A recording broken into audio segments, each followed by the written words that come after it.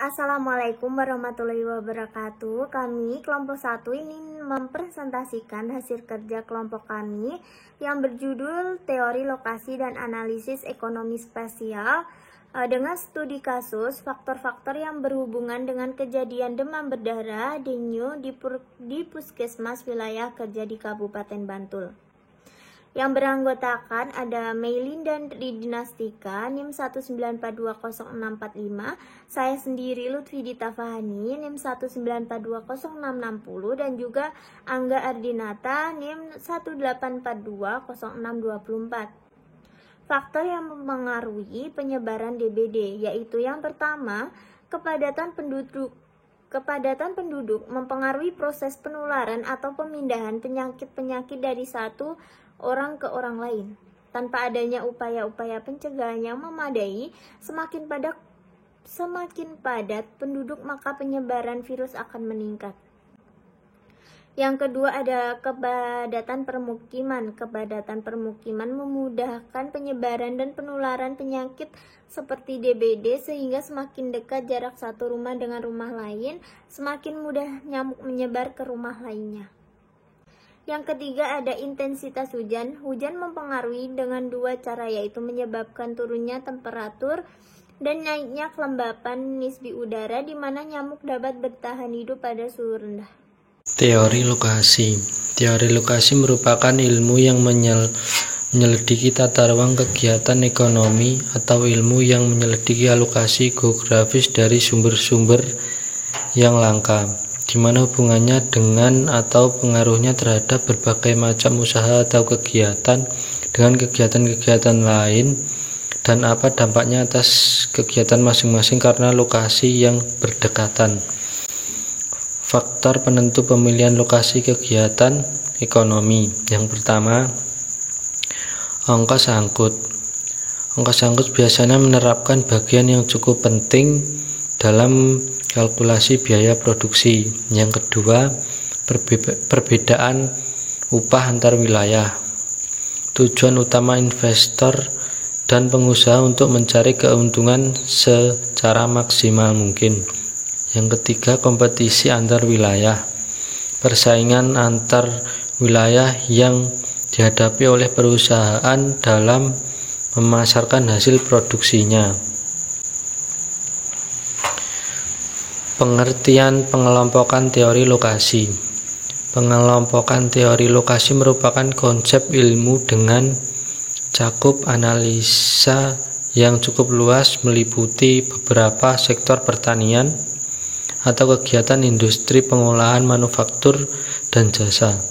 Teori lokasi dikelompokkan atas 3 bagian besar, yaitu big trend theories atau teori lokasi von Thunen. Yang kedua, least cost theories atau teori lokasi Weber. Yang ketiga, market area theories atau teori lokasi Lutz. Yang pertama, big trend theories, yaitu teori kelompok lokasi yang berdasarkan analisa pemilihan lokasi kegiatan ekonomi pada kemampuan membayar harga tanah yang berbeda dengan harga pasar tanah. Yang kedua, least cost theories atau teori lokasi Weber, yaitu kelompok teori lokasi yang berdasarkan analisa pemilihan lokasi kegiatan ekonomi pada prinsip biaya minimum atau less cost.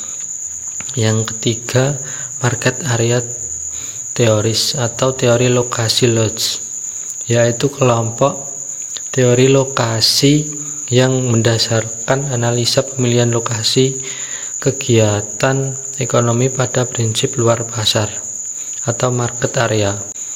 Terbesar yang dapat diakui perusahaan teori ini dipelopori oleh August Lutz pada tahun 1957, dikutip dari Schaff-Riegel 2008, Ekonomi Regional Teori dan Aplikasi Padang Badus pada halaman 26-27. Lalu keuntungan aglomerasi yang dapat muncul dalam teori lokasi. Pertama ialah keuntungan skala besar atau skala ekonomis yang terjadi karena baik baku maupun pasar sebagian telah tersedia pada perusahaan terkait yang ada pada lokasi tersebut. Biasanya keuntungan diukur dalam bentuk penurunan biaya produksi rata-rata bila berlokasi pada suatu konsentrasi industri. Yang kedua ialah keuntungan lokalisasi atau localization economis, yaitu diperoleh dalam bentuk penurunan atau penghematan ongkos angkut baik bahan baku maupun hasil produksi bila memilih lokasi pada konsentrasi tertentu. Yang terakhir ialah keuntungan karena pengguna fasilitas secara bersama atau urbanisasi ekonomis seperti listrik, gudang, armada angkutan, air, dan lainnya. Biasanya keuntungan ini diukur dalam bentuk penurunan biaya yang dikeluarkan untuk penggunaan fasilitas tersebut secara bersama.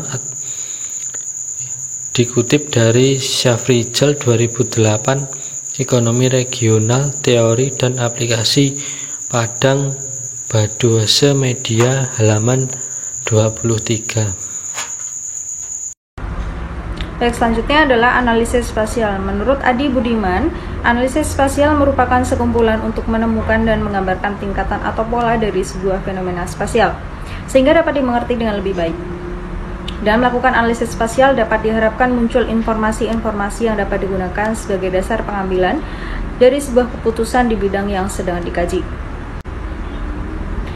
Metode analisis spasial ini memiliki dua fungsi. Yang pertama adalah analisis spasial eksplorasi, yaitu digunakan untuk mendeteksi adanya pola khusus pada sebuah fenomena spasial serta untuk menyusun sebuah hipotesa penelitian. Yang kedua yaitu analisis spasial konfirmatori, yaitu digunakan untuk mengkonfirmasi hipotesa penelitian. Metode ini sangat berguna ketika peneliti sudah memiliki cukup banyak informasi tentang berbagai fenomena spasial yang sedang diamati.